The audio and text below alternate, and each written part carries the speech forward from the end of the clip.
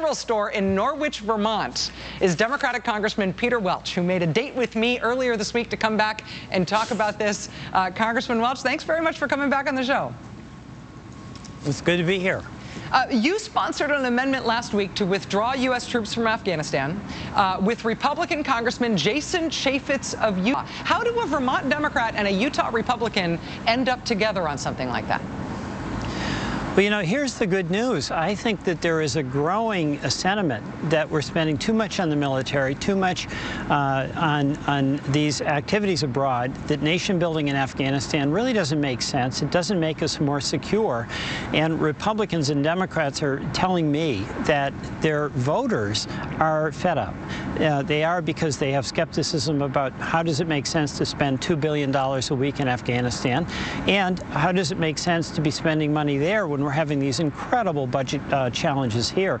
And you saw, Rachel, a carryover that today, where you literally had John Boehner and Dennis Kucinich more or less on the same page, saying two things. One, if we are going to use military action, that requires the Congress to approve it, not just a unilateral action by a president.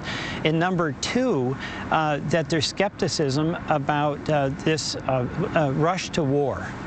In terms of that issue specifically of Congress's role in wartime, about a constraint, Congress being not just a constraint on presidential power, but Congress having the power to declare war, which is quite clearly spelled out in the Constitution. That is something that Republicans have been less than activist about over this past decade, since 9/11. Do you think the fact that we've got a Democratic president now is bringing out that side of Republican politics more so than we would otherwise be seeing it if it was a Republican? I do. I think that's relevant, but the fundamental principle here is that Article 1 of the Constitution says that if American troops are going to be committed, if we're going to go to war, then Congress has to approve that, yes or no. And of course, the War Powers Act gives some latitude to the president, but within 60 days, any president, Republican or Democrat, must come to Congress. And what I saw in the vote today, both on the Kucinich Amendment and on the Boehner Amendment, was a unity of interest among Republicans and Democrats to assert congressional power. And what's good about that is that when we in the House of Representatives are accountable to the people who sent us there, and they're concerned about the Constitution, they're concerned about their taxpayer dollars, then and they're concerned about the lives of their sons and daughters who are going to be sent to war. The fact that the Congress has to act is a real break, as it's supposed to be under the Constitution, on a pell-mell rush to military action. Do you think that there is a big distance between House Democrats, who I know you met with President Obama this week, and the White House in terms of what the end of the Afghanistan war is going to look like? I know that I have read that that issue was raised with the president in your meeting this week. How far do you see as the distance between most House Democrats and where President Obama is on the issue?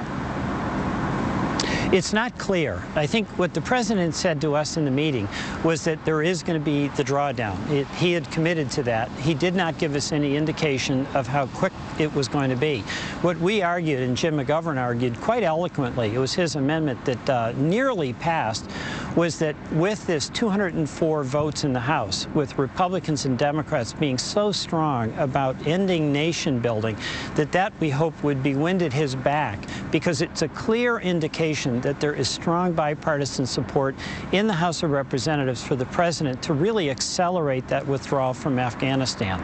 There's so few issues right now that are really big, really important, really substantive issues facing the country, on which you can quite legitimately say there is bipartisan discussion and robust debate without regard to party constraints. And to have that be happening right now on the wars, I have to say, is for me, just as a civics dork, is heartening. And for your part in that, Congressman Welch, you're willing to be bipartisan on this.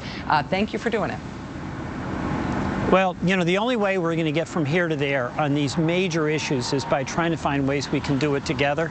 And the combination, the convergence of interest, protecting the Constitution, protecting taxpayer dollars, and of course, most importantly of all, protecting the lives of young Americans who are willing to put on the uniform, that's a place where I hope we can find more common ground and give some support to the president to accelerate that withdrawal.